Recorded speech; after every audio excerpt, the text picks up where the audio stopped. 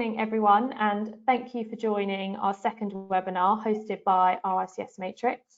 I'm Natasha Tyler, Associate Partner at Powell Williams and Chair of Matrix in the UK, and today's webinar is all about Furlough, your experience, prospects and support from Lionheart. Just to let you know that we do have Steve from Lionheart just trying to log on in the background, so he may pop up on your screen shortly. Our webinar series has been set up in response to the current situation, as many of you find yourselves in unusual or unexpected circumstances and understandably have many questions. So we are putting together a number of webinars on the most asked about subjects to hopefully help and guide you. We've sourced experts and members that are in a similar position to yourself, so we can cover each topic from every angle and hopefully answer all your questions. So that is my cue to let you know that there is a chat function on this webinar, so please submit your questions to us here. We may answer them throughout the session, we have planned, but if not, we have around 15 minutes at the end to answer audience questions, so keep them coming. A little bit of background around RICS Matrix if you're not aware or actively involved with your local group. So RICS Matrix is a networking and support group over 130 years old and is the lifeblood of the surveying profession. Anyone who is a surveying apprentice, student, APC trainee, graduate and all the way up to 10 years qualified is a member, so I'm expecting that is all of you watching this morning. We usually host in-person networking events, CPD, APC Q&A sessions and socials throughout the country, which are run by over 30 local groups. And we also contribute to schools engagement, inspiring the next generation and university visits. However, like everyone else at the moment, we are going digital for the time being, and I hope our webinars become a regular feature. We've already covered the APC, and if you're about to sit your final assessment digitally, I highly recommend you check that one out, as we heard from assessors and candidates first-hand experience, and from the RICS with lots of top tips and myth busting about the day.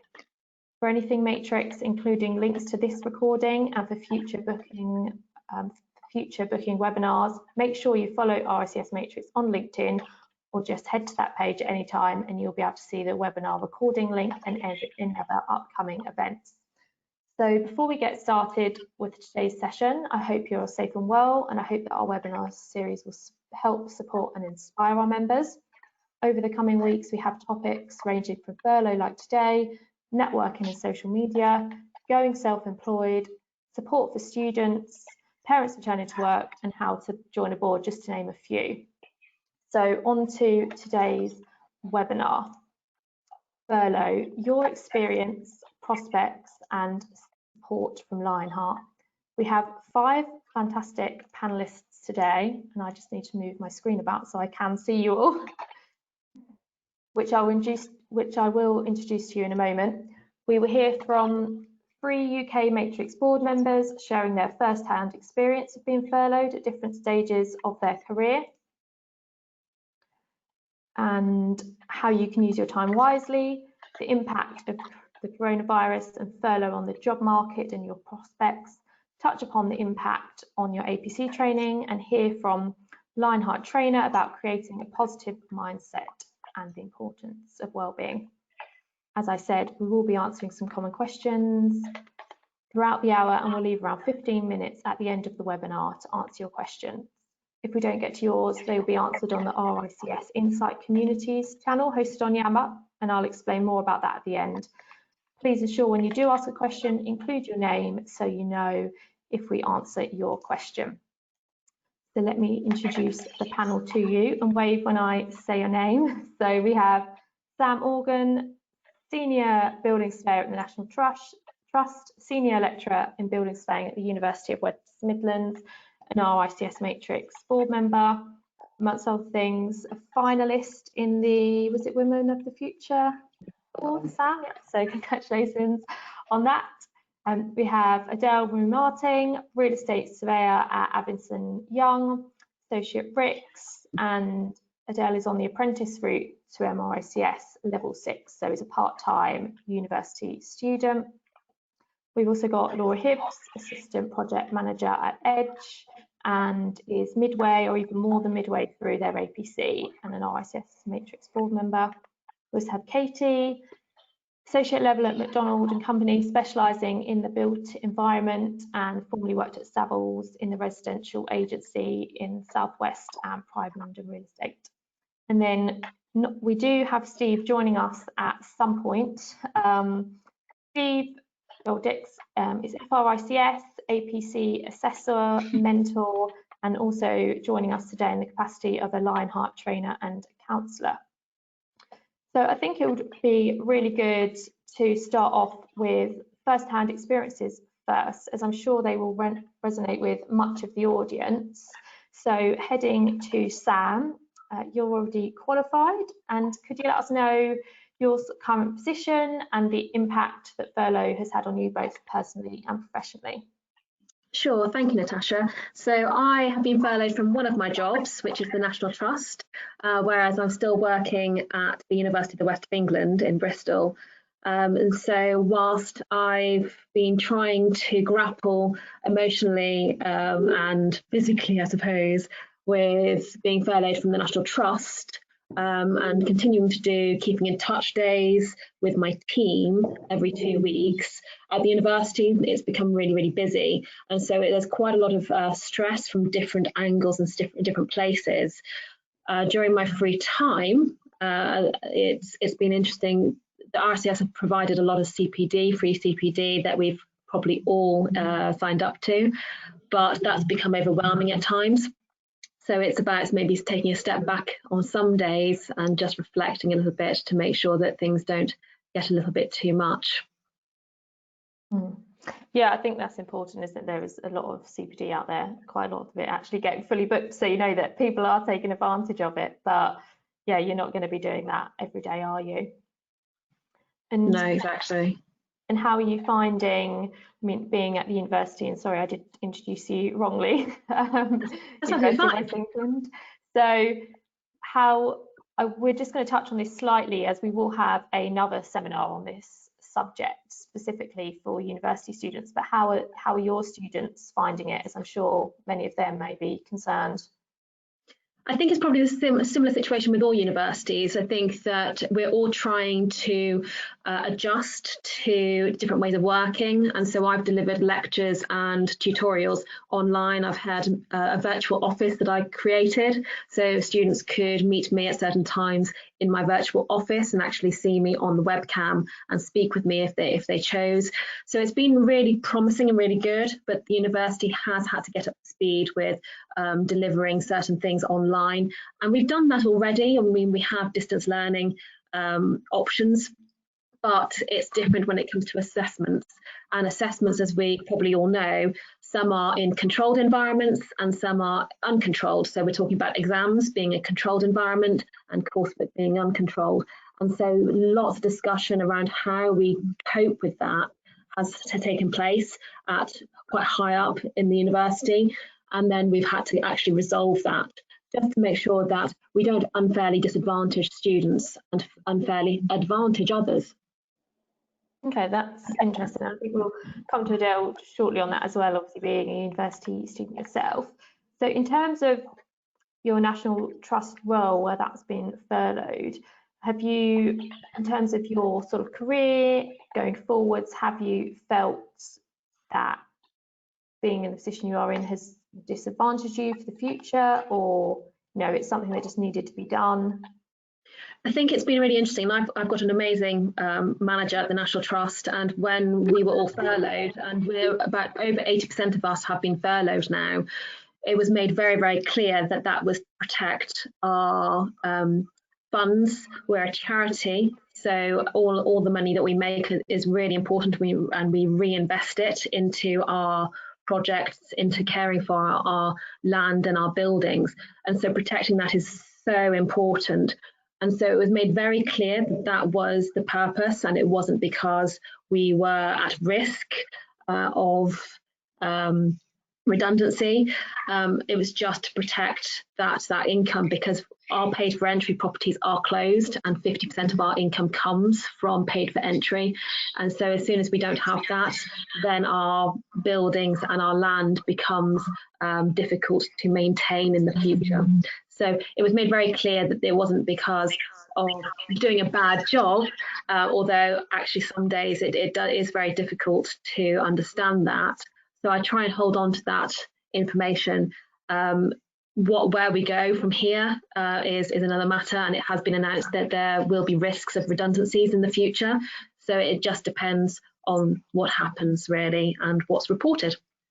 And I think that's really important to hold on to the fact that it isn't because you've done a bad job. It's a business decision that's had to be made to actually hopefully secure the longevity of that business and your job in the long term. So I know that is something that does quite often come up.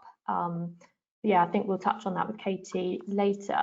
So you said in your spare time, you're not just doing CPD. Do you have any ideas for what those furloughed could be doing with their spare time, whether it is CPD or anything else related to help others? I think it's really important to not just work. And when I say work, I mean CPD. And we're not allowed to work when we're on furlough. And that's really important to recognise. So whilst we're allowed to check our emails, potentially, always check with your company what they're allowing, we're not allowed to actually encourage any business or anything like that. So take the time to reflect. And that's what I'm trying to do, reflect on what I want in the future. I'm actually having downtime as well. So I, as my Matrix board members will probably tell you, do some gardening and send them lots of photos of my vegetable patch. I've gone a bit mad.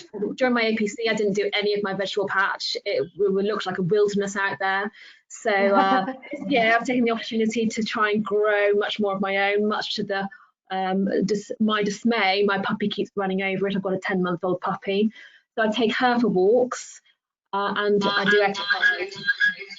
Yeah, well, I think growing your own has become very popular, and even just saying that sustainability mindset. I think I read this morning that the searches on Google have increased by about 4,700%, just because obviously a lot of people have got more time on their hand and think about things. So I think it's really important, and I think that actually it goes back to eco-psychology. Sorry to lower the tone, but eco-psychology, and if you feel connected to your environment, it has some positive mental impact on us, and that's well shown in research.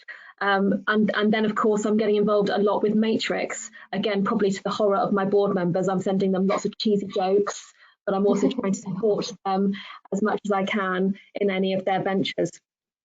Yeah, and it's also important as well. I think you're an APC counsellor or mentor, so yeah. Whilst you're still furloughed, you can still do that volunteering role. Yeah, absolutely, yeah. Okay, and we'll touch on the mental well-being hopefully when Steve does arrive shortly. So luckily he is going to be last in the session today. So Adele, as I said, you're on the apprentice route, so it would be really interesting to hear about your experience. But I think firstly, for those that aren't so familiar with the apprentice route, could you just explain which route you're on and how it works? Yeah, so at the moment I'm on the level 6 apprentice route. It's a degree. You work you go to university 1 day a week, and then you work for the rest of the week full time. So I mean, work about 4 days a week. It's a 5-year course, and in the last 2 years you start your APC. So I've just finished my so also Somebody's dog is in the background.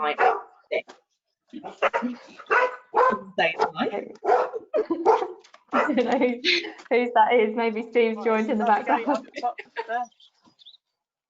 Oh, Steve, I think actually we can hear you now. Right, okay, sorry about this.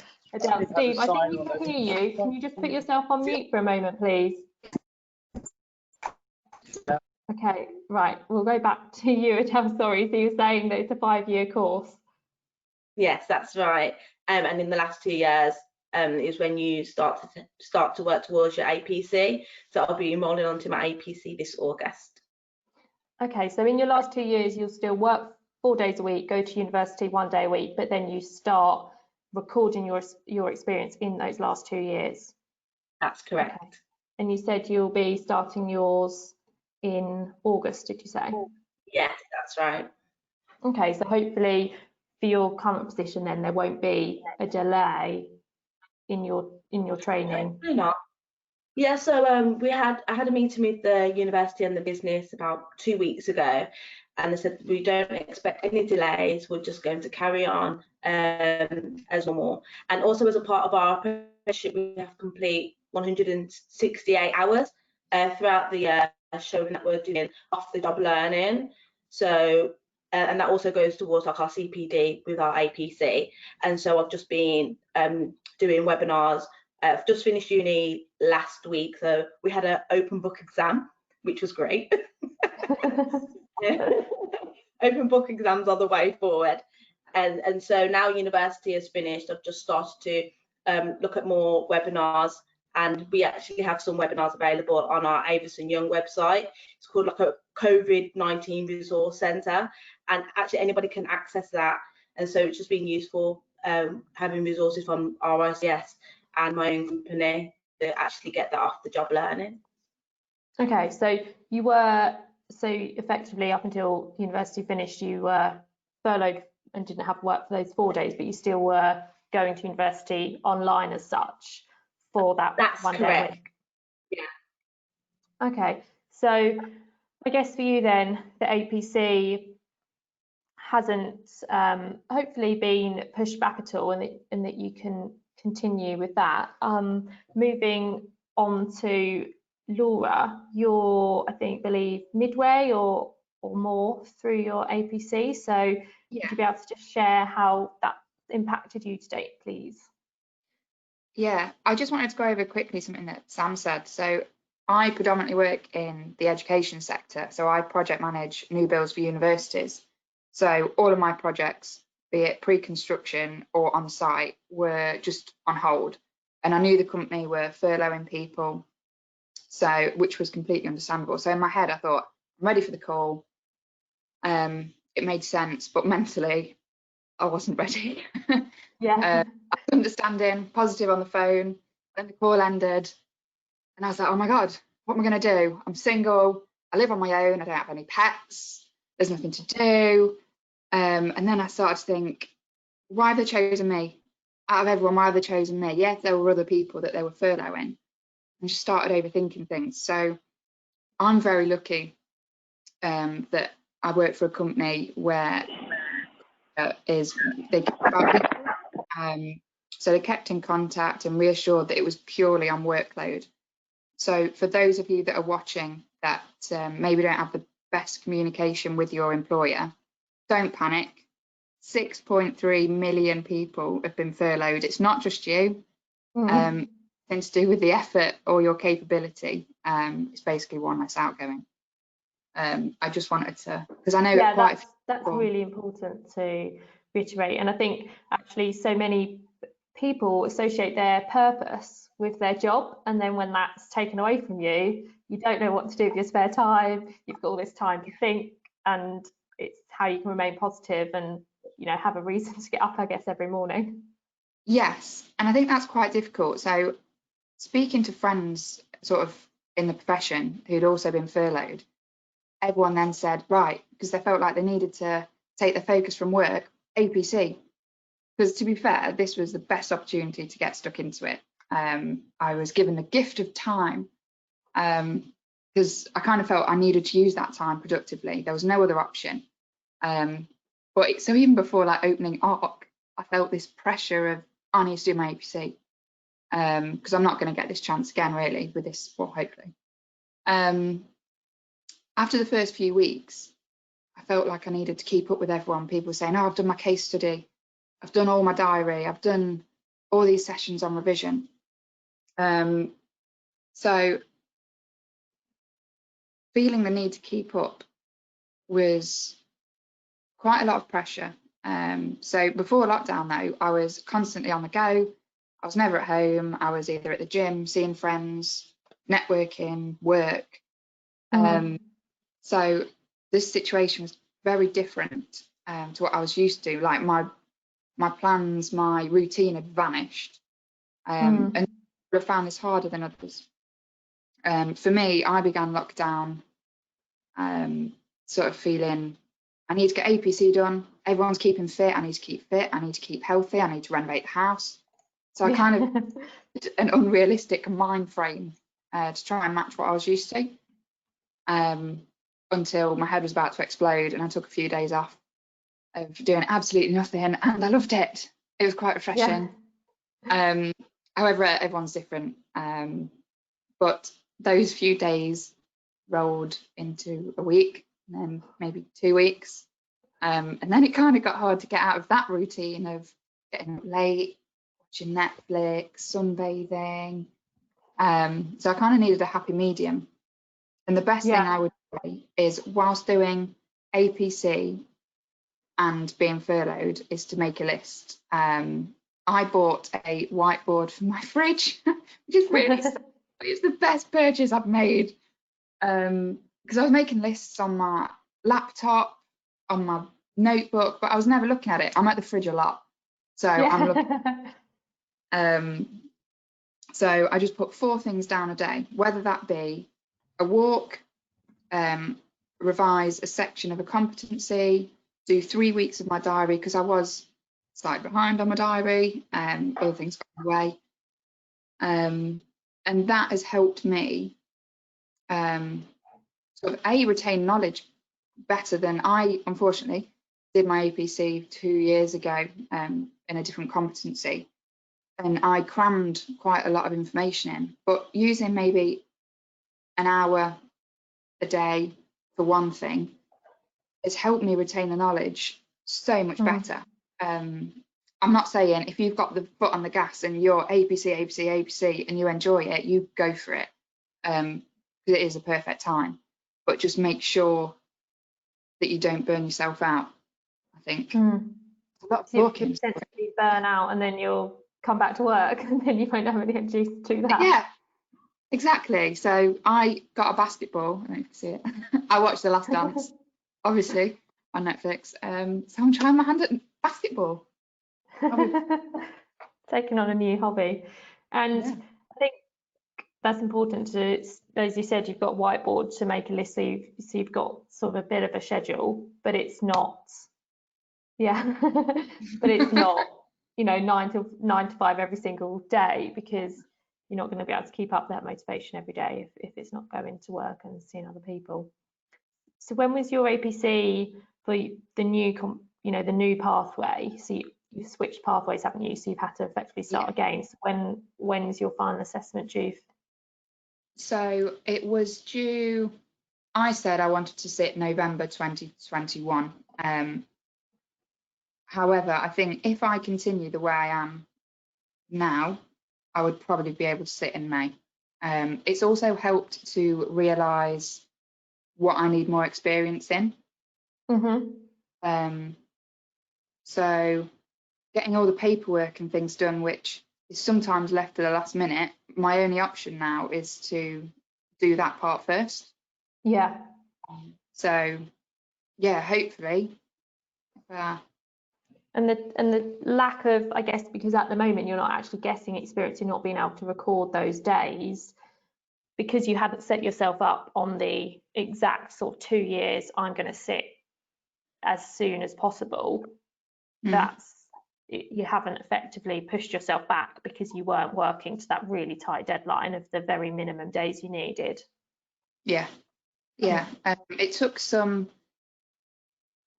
motivation to get back into it. I think after you've done it once, it's a bit of a hard hit, but I think with having this time, it's given me that motivation again to go, you know what, I really want to get on with it. And if something like this happens again and we aren't lucky enough to have furlough and redundancies have to be made, I want to have that MRICS behind me to hopefully give me that upper hand. And that's a really good finish there, Laura, to go on to Katie from McDonald & Company. And see, questions have come in. We did a panel a few weeks ago as well around, and lots of questions coming in around job prospects for, say, students and uncertainty in the job market, and also those that have been furloughed and are possibly worried about redundancy. So could you, Katie, just sort of briefly summarise what you're seeing at the moment and the impact of furlough on the job markets, like particularly for those at that earlier stage of their career? Oh, Katie, you might be on mute. Still can't hear you. Try again. Okay, should be okay now, hopefully. Yes, can hear you now. I think there's just a very slight delay. Okay, I'll talk slowly. Yeah. I mean, it's great hearing the panel today and sort of getting a feel for, I suppose, professionals at different stages of their career, really, and how furlough has impacted them. I think certainly a message that I'd like to get across today is to try and restore a little bit of confidence. I think it's a really unknown time, and I think what's important for everybody really probably listening into this call will in some way, shape or form be involved with RICS, and it's just really to get the message across that McDonald & Company, who I work for, have been around for a long time, and we're not just recruiters really, we're career advisors, and we do partake in a huge amount of research that we also work with RICS on to try and establish the benefits really behind the RICS accreditation and actually the stats behind the RICS accreditation out there.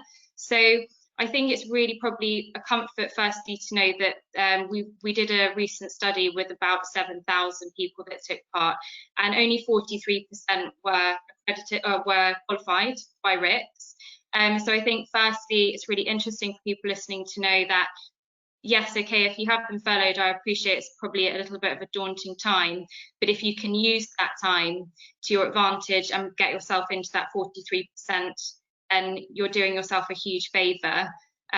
Certainly in terms of the work that I do and the clients I work with, it's definitely recognised, you know, without doubt, that there is a preference towards chartered professionals. So you know, I think I'm sure, you know, listening to Laura, Samantha and Adele, there's definitely going to, if you're on furlough, it's easy to become complacent, I think, and you might have a couple of weeks where you think, oh God, like, you know, is this really worthwhile? And, you know, perhaps you lose that motivation, but you're only human. I think underneath that, just remind yourself that the career that you set out on and the work that you're doing, it will pay off in the long run. And I think it's really important right now to look at the industry and sort of have a slightly sort of look at the bigger picture really, because I think the people that will stand out right now are the ones that make use of the time. So, I mean, everyone keeps saying, oh, you know, I've been put on furlough, you know, is that going to affect my CV? Will it affect the way I'm looked at? And I think what's really important to remember is this isn't a time people are going to use to really judge each other on furlough, because as Laura pointed out, there is so many people, it's something we all have in common really. You know, there's so many companies out there that have had to be strategic and use furlough just to protect the interests of the company. So it's not really a reflection on the individual, but I think what is a reflection on the individual is how you use the time now. So, you know, even webinars, I know that there's lots of CPD options. I'm not RICS qualified, so I haven't done the process, but I do appreciate what's involved. I have an appreciation for that, and I know it's not easy. But I think if you can use this time, it says a lot about the individual.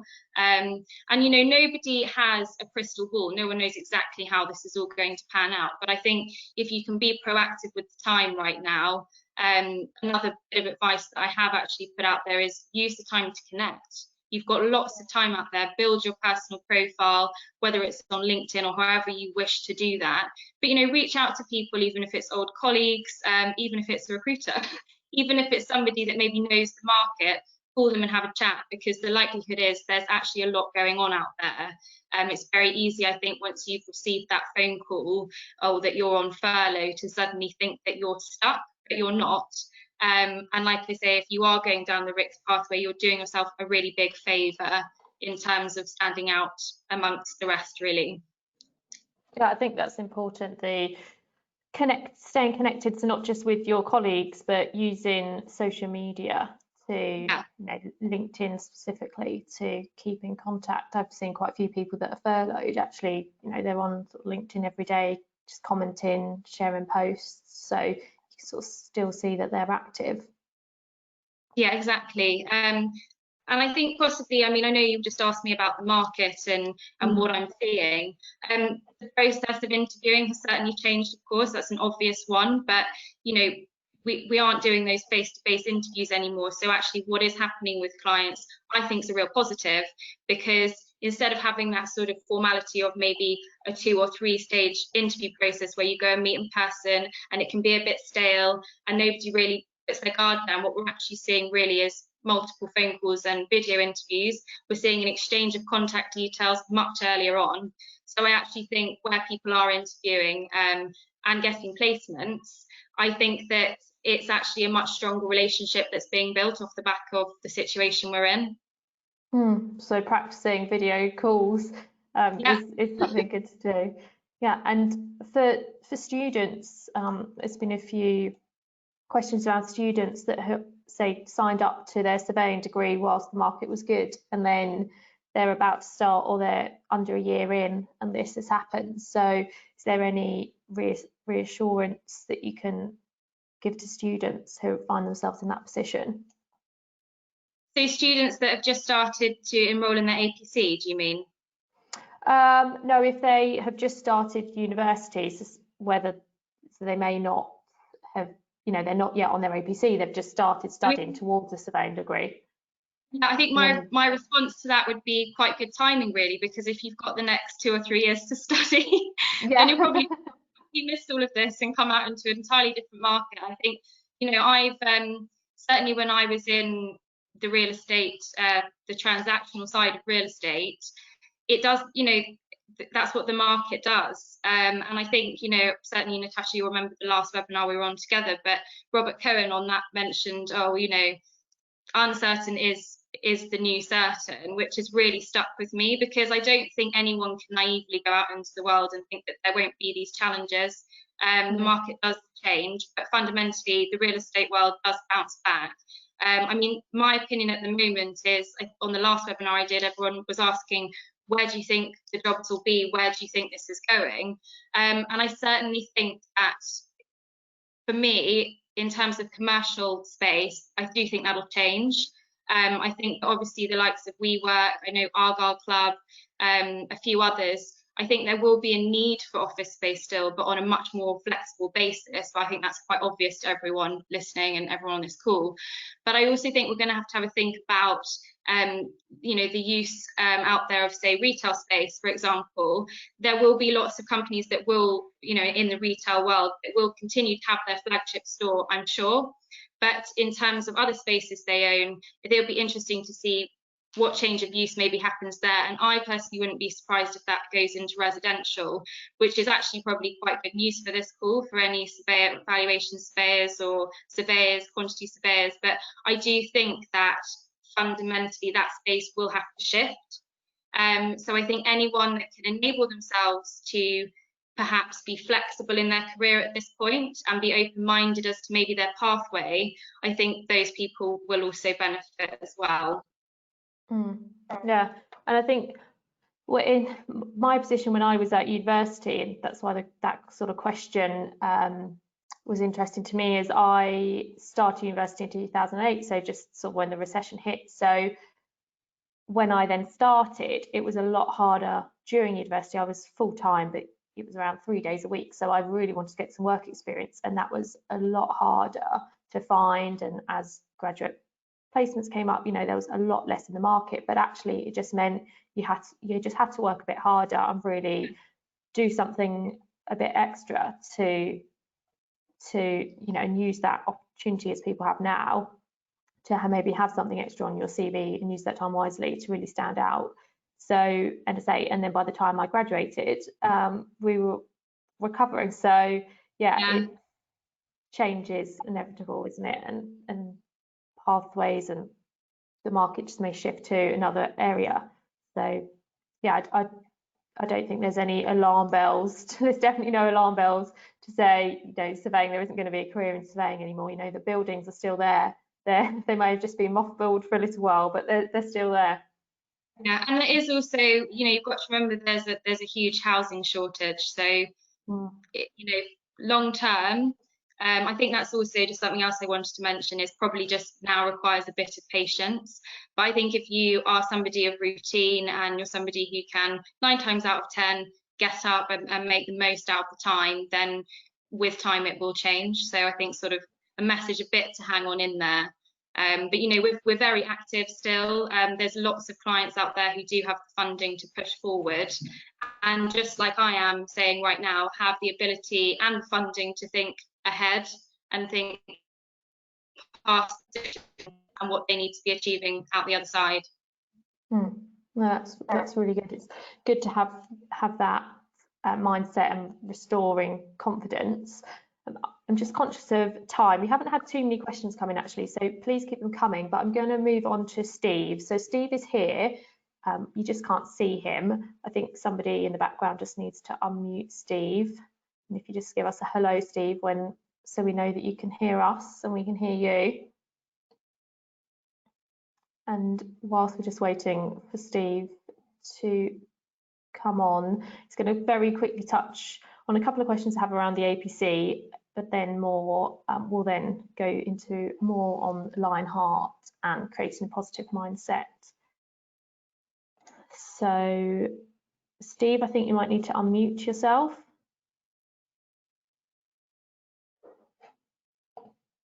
Sorry, everybody, we're just waiting for the tech to catch up with us. Right. Right, Steve. Can you hear me? Can you hear me? Yes, we can hear you. Hallelujah.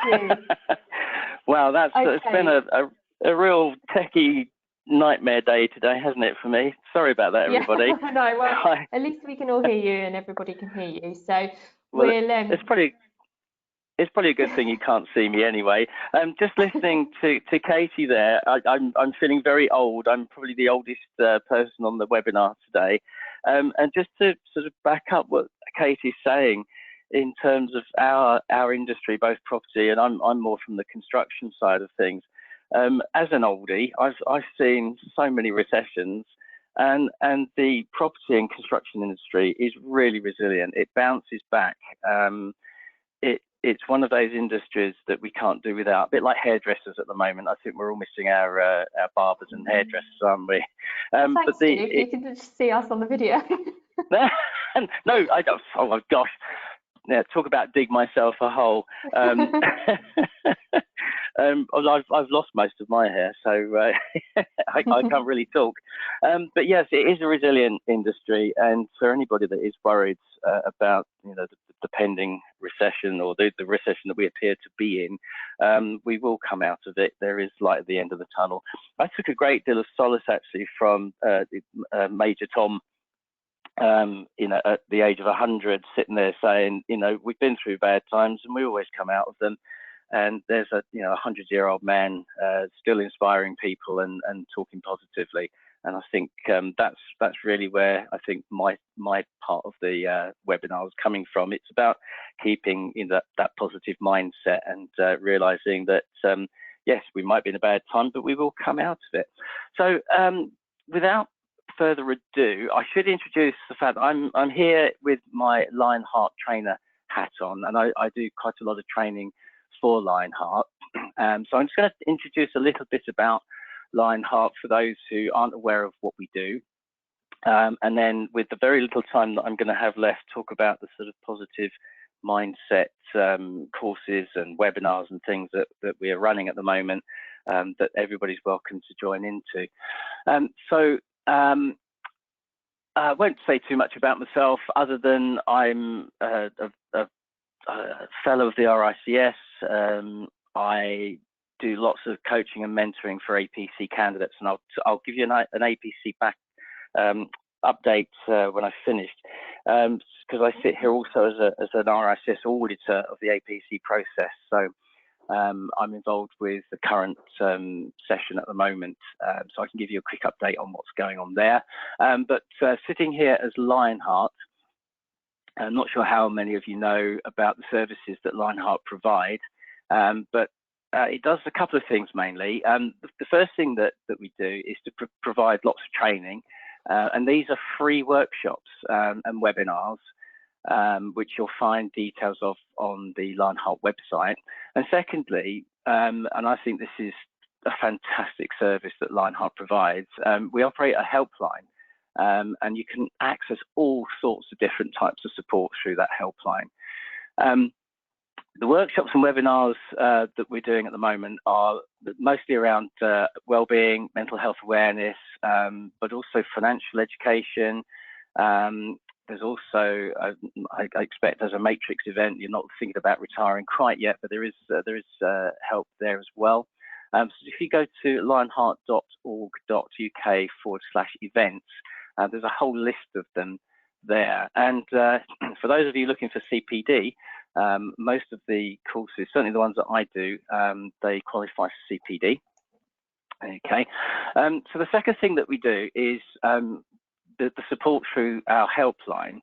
And you can access, as I say, lots of different services. And it's about helping you out there and people connected with the RICS, so not just yourselves, but also your families, and helping people to deal with the life challenges that we're facing, not just at the moment. We're there for everything, but obviously it is particularly challenging at the moment for a lot of people with the coronavirus. So we're definitely focusing on dealing with the uncertainty that that's brought about. Be reassured, Lionheart is certainly working hard to offer our support to the profession. I know with the RICS themselves they also have quite a lot of people on furlough at the moment, actually over 30% of their staff. So we're here to support the profession as a whole. We're constantly reviewing those support services and trying to respond as flexibly as we can to suit individual circumstances. Certainly, I've written a couple of new courses as a result of coronavirus to try and sort of meet the current needs. So they are responding very quickly. And the service that Lionheart provides is bespoke. So it's bespoke to every person who calls in on an individual basis, and we'll sort out a package or a service that suits your needs. Okay. So things like, I think that one of the main things that Lionheart provides, and we do have capacity at the moment, is professional counselling. And that is free, and the counsellors are all accredited. They're BACP accredited. We also have CBT therapists, and you can just phone up. There's a very, very low waiting list at the moment. So I can't imagine that there's not anybody out there that might not need that sort of help at the moment. If you were going to go through your doctor, you could be waiting up to 6 months. I speak from experience of this myself a few years ago. Trying to get some sort of CBT help is quite painful. Had I known about the Lionheart service, I certainly would have used that and got help a lot quicker. So that's the counselling. We have coaching, so there's how to help you explore some of the opportunities you might have in your life. Legal advice, a free 1-hour appointment. So if you've got any aspect of a legal problem, be it family, business, employment, okay, and there's a free 1-hour appointment that you can use there. So again, if you've got any issues about your furlough arrangements or any concerns, I know there's been a little bit in the press about people being expected to work while on furlough and not feeling comfortable about it and that sort of stuff. So there's a legal help there as well that could advise you. And then there's help returning to work, developing a career after a period of not working. So very, very relevant to anybody who's perhaps been on furlough for a few weeks now and eventually hopefully does go back. Okay. There's things like help with using LinkedIn with your CV. So that's going back to sort of what Katie can help with as well. Interview support. Okay. As I say, and just a reminder, we're here for your partners as well. So your family. There are some financial grants that are available at the moment. We've relaxed our criteria at the moment because of the pandemic. So if there is if you do have a financial issue, do give Lionheart a call. Okay, if we can't do anything else, there is somebody there that will listen to your issue and provide some kind of support and advice. Okay. So just to remind you that we can put together a bespoke package of support for each and every one of you who needs our help. Okay. No one's ever a number to us. All right. So that's you've got that support. It's a massive, brilliant support. Please, do use it, and if you need it. Okay. So the second part of what I was going to talk about, and I don't really have much time to go into the ins and outs of how I'm helping people create positive mindsets, but if you have a look on the events page, you'll see it's not just myself. There are several trainers for Lionheart, and we're all doing our bit in trying to help people with a positive mindset. So we've got courses. I'm doing courses on things like literally creating a positive mindset. I've just written a course, and some of you might have been on it the other day, which was mindfulness and meditation. Now, we're talking about sort of difficult times at the moment. Now, mindfulness and meditation, they won't make your worries go away in terms of the physical manifestations of those worries, the less money, the not working, maybe the anxiety that creates. But what we can do is help you be more resilient. Now, I hate the word strength and weakness being used with mental health, because it's not a muscle. Okay, it is a muscle, but it's more about your mental resilience. So it won't make the problems go away, but what it will do is maybe help you cope with those a lot better and bounce back. Once you do start feeling better, bounce back a lot quicker. What else have we got? We've got so if you are working from home, or if you're working on your APC, and of course training and CPD and working on your APC, perfectly allowable under furlough rules. Okay, so if your company is providing you with APC training, and I'm hoping there's a few of my candidates here at the moment on this course, they're certainly using their time taking up every bit of training they can, every bit of CPD, so that's perfectly allowable.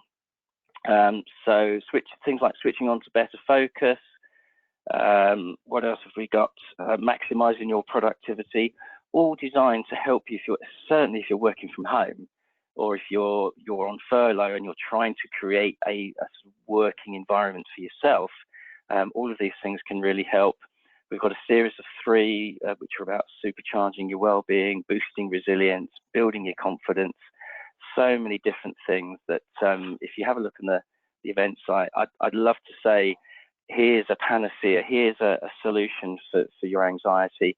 I can't do that in 5 minutes, but please do look on the events. There are so many things there, and I speak from somebody who's gone through this a few years ago, so I can speak from experience, and I can definitely understand and hopefully connect with people that attend the courses and help you towards that better mindset, perhaps that more healthy lifestyle, mindset, well-being, whatever that might be. So lots and lots to talk about, and so little time, Natasha.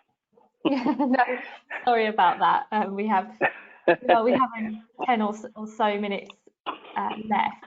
But I think the main thing to take from that is obviously anybody does need some support, they can go to Lionheart, and actually there are lots of events coming up. In the chat box I've just put a link to the events page so people can easily get to that. I was actually just sent a list of the upcoming seminars. So actually today at 12:30 there's one on your finances, but then next month, you mentioned a lot of them: returning to work, managing anxiety, creating a positive mindset, which is your one, switch on to better focus, understanding stress management. So there's lots coming up in June. So I think really in the time we have today, it's just signposting people to those events. Thank you. And did you want to just touch on APC update?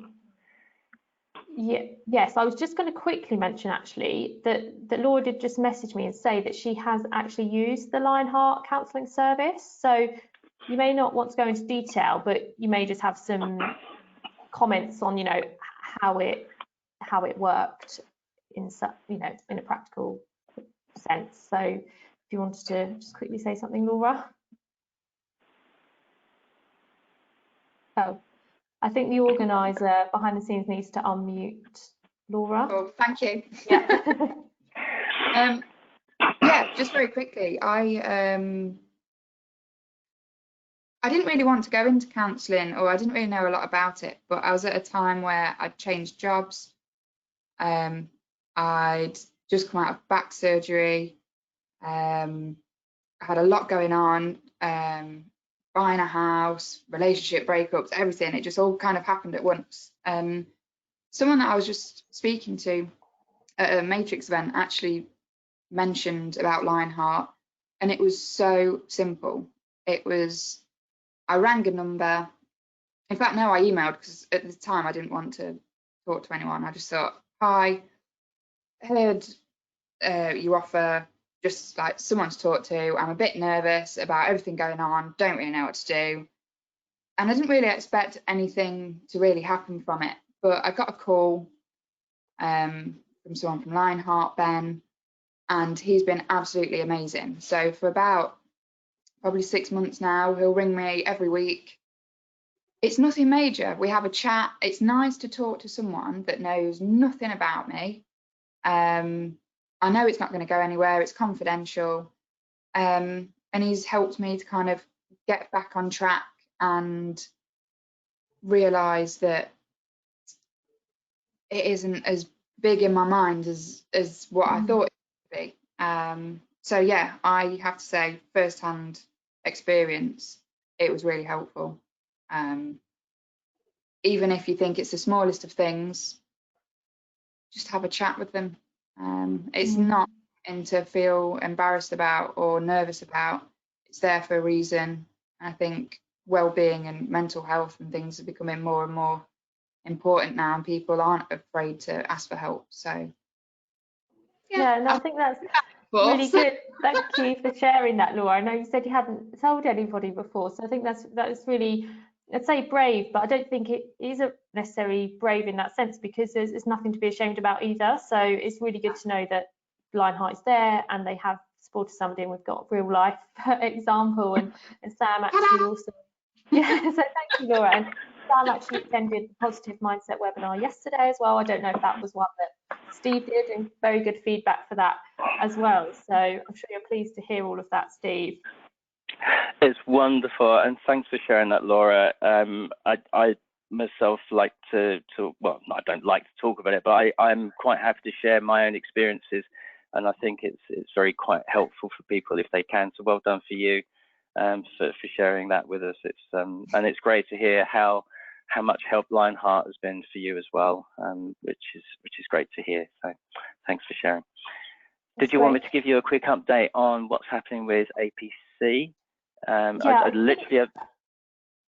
Yes, I was going to say, just maybe very quickly, I mean, we did have an hour-long webinar last week on APC, so I would direct everybody to watch that. But I think just specifically for those that have been furloughed, how it may impact recording experiences. Okay, 30 seconds. Yeah. Okay, so I've been auditing and chairing on the online interviews. They've been going very, very well indeed. So just if you are setting yourself up for an interview, they're going very well. There's nothing to worry about. And actually, I think a lot of candidates are finding it a lot easier to sit in front of the camera than the whole experience of going to the APC centres in person. In terms of those of you who are on furlough at the moment, the RICS are for the session 2 of this year. They're looking to allow people to submit their paperwork late, so you're not going to be stuck with the 2-week window. So if you need to make up a little bit more time in your diary, or just gain that extra little bit of experience that you want to put in your submission, you should be able to have an extra few weeks in order to fill any gaps that you might have. So hopefully, by sort of middle of June, end of June, whenever we're coming out of lockdown and hopefully out of furlough for a lot of you, or if not all of you, then you will have an opportunity to fill some of those gaps. Okay, so that's where we are. Is that okay? I think it's important to note, though, that there aren't any plans to reduce the number of days or the minimum threshold that you need to meet. No, that's right, and that's been a very strong message that we can't afford to have people in 2020 who have maybe been given a bit of a buy, a let on their experience, because we don't want people to have any kind of stigma attached. Oh, you're a furlough candidate, sort of thing. You got through easy. Okay, so we want to avoid any of that kind of mindset. But also, you know, if you think of other professions, if you think of your dentist, if your dentist said, "Oh, actually, I was furloughed for 6 months, so I missed out all of my my drilling technique practice," but you don't mind, do you? You know, I wouldn't let a dentist near me if they hadn't had the right experience in doing something potentially very painful. And I don't think we should do the same for RICS chartered surveyors. So that's very much the mindset of the RICS, but they are trying to find ways to help you make up that experience so that it's not going to delay you too much in terms of your final assessment. Okay, but clearly it's going to affect some people, but you know, we've been through recessions before now. And again, this is the argument that we've been through quite a few recessions over the last sort of couple of decades or so, and where people have been out of work, and I was one of them 20 odd years ago. When I was getting qualified, I was made redundant.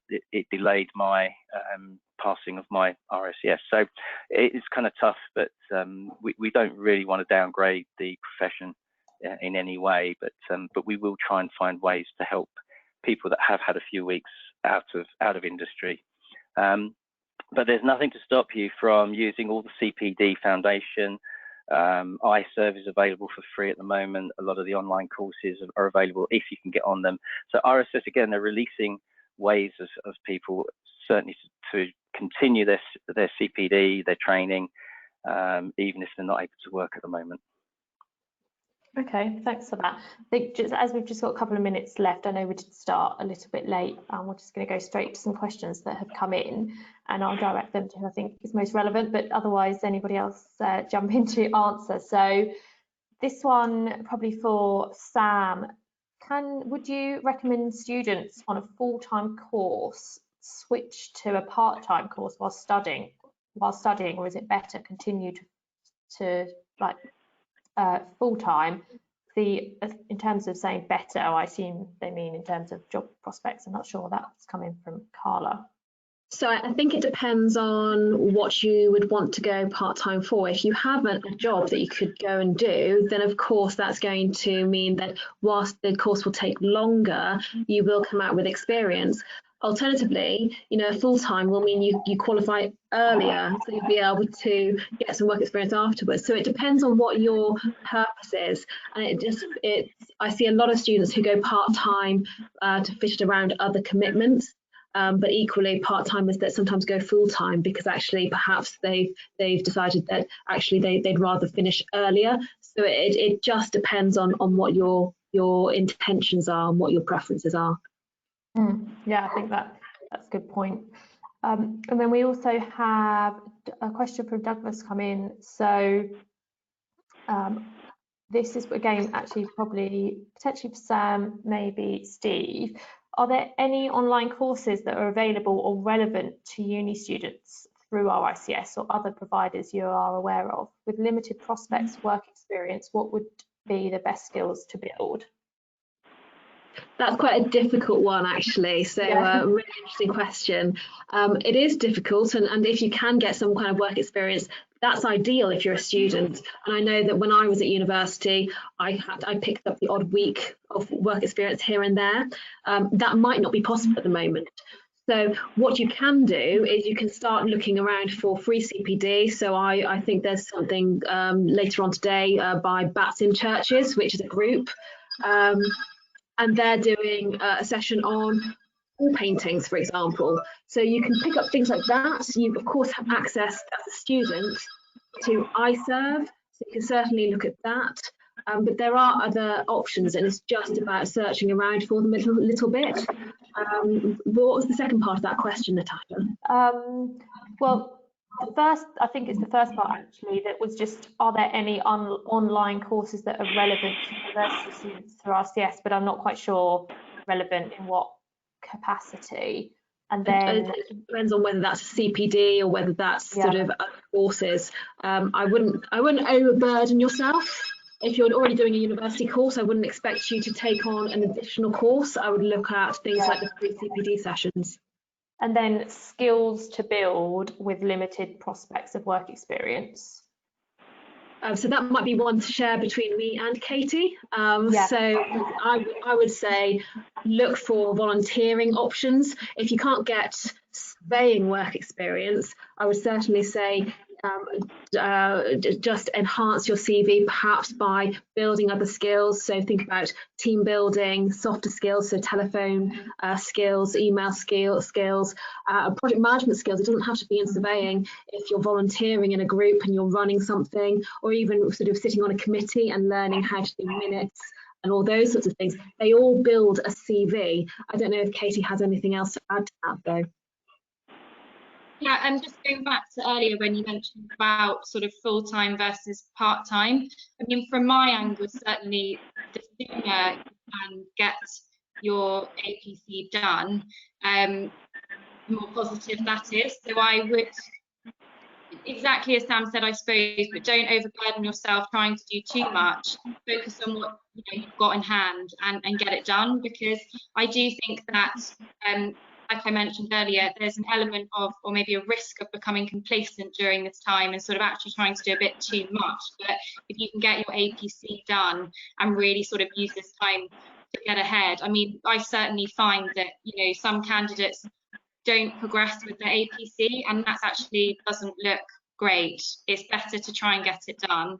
And I would just say, going back to work experience, actually, I've got a different opinion on that. I would say that right now, companies are far more willing to take on part-time or work experience than they were before, because the reality is that there probably is work there to be done. But, with the situation we're in, obviously cash flow is the ultimate thing. And if, there are people out there looking to gain experience, I'm more than sure, use your LinkedIn profile, speak to a recruiter, but there's absolutely opportunities out there to do it so that there won't be. Yeah, I think that's a good point. I've just got, I think, one more question coming in. So this is Heidi, this is direct to Steve. So will the APC update cover those of us doing the ASOC RICS? I've come across lots of APC listed events, but I'm always confused if it also includes my course. I'm looking at progressing onto the APC, but ASOC RICS is my stepping stone. Yes, I'm not sure that the ASOC RICS, I'm still working with some ASOC RICS guys who they're still progressing with that. I think you've got quite a few level 2s there, which obviously require you to have experience. I'm assuming that you're on some kind of apprenticeship, so working and studying at the same time. If you happen to be on furlough, then I think I'm not that au fait with ASOC RICS and how they're dealing with stuff, but I am working with one candidate at the moment where his university supervisor is very much involved with them, regularly meeting to sort of try and overcome the fact that he's on furlough. So I think it depends on which university you're connected with. I think once you've got your ASOC RICS, it's a further 3 years before you can sit your APC. So there's still plenty of time to develop the experience that you're going to need for your APC. So I'd worry at the moment just about getting the study part of your ASOC RICS. Just focus on that. As Katie said and Samantha, it's about retaining that focus, not allowing yourself to perhaps become complacent. And one of the ways you can do this is just by having a structured day. I mean, one of the things I'm talking about in some of my sessions is about structuring your day. I think a lot of us have experienced the whole Netflix, sitting around in tracksuits mentality. I put my hands up. I definitely did that for a few days. And then I found, like I think most of the panelists here, that having some sort of structure, getting up at a regular time, getting dressed properly, setting setting yourself time aside to do these things. You know, maybe a bit of CPD, maybe a bit of studying, and don't forget to have a proper lunch. You know, just having a structure in your day, I think, will help with that. And as I say, just keep studying for your ASOP RICS and on the academic side, even if you're missing out on some of the experience. That way, there's no excuse not to have, you know, the best marks possible because of all the time you've got to study and enjoy that. So I don't know if that's helped, but use your university supervisor or counsellor. You know, have a word with them as well. They must. They're there to help you with your work and your study. So you use them as a resource. Okay. Sorry. Go ahead. Yeah. I was just going to say, I think if you've got specific questions that you're not sure about, head on to the RICS website and the APC area. There's an email address there. We'll find it for you and just pop it in the chat box or send it to you, or when we send around the link for the recording. I think it's support@rics.org, APC support. So if you've got any specific questions, just email that and the APC candidate support team will get back to you. So I think, was there anything else you wanted to add, Steve? Otherwise, I'm going to wrap up. No, that's it. Other than, yeah, just come along to the courses and enjoy yourselves. Yeah. Okay. And just to let everybody know, I've put a link in the chat box to the APC webinar that we recorded last week, and we spoke to more assessors and candidates that have passed. So that does have lots of top tips in there if you are about to sit your digital assessment. But otherwise, I really hope that this session has been useful for you and we've answered as many questions as possible.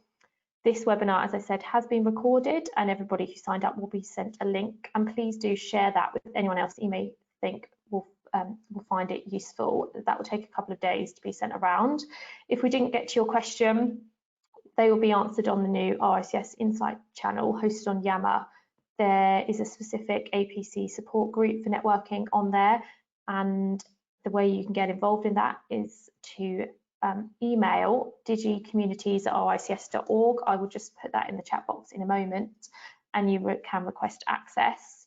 And I'm also sure panelists will be happy for you to make contact with them directly on LinkedIn if you wanted to follow anything in particular up. Our next webinar, we're taking a break next week. Our next webinar is going to be the 10th of June, and I would say ask everybody to head over to RICS Matrix on LinkedIn and follow our page there, as all of our booking links and anything else we're doing nationally, so all of the local groups as well, all of what we're doing is on that page. So follow that page and you'll be the first to hear, and also on the general RICS social channels. Thank you very much to each panelist and to our audience. If you are about to sit your APC, good luck. The digital assessment is not as daunting as it seems. And if you are furloughed, hopefully today's seminar has answered some concerns you may have. We've already had some positive feedback coming in. It's restored your confidence, boosted your morale, and left you feeling positive and inspired after hearing from our panelists. So thank you very much. And we'll be back in a couple of weeks with another webinar.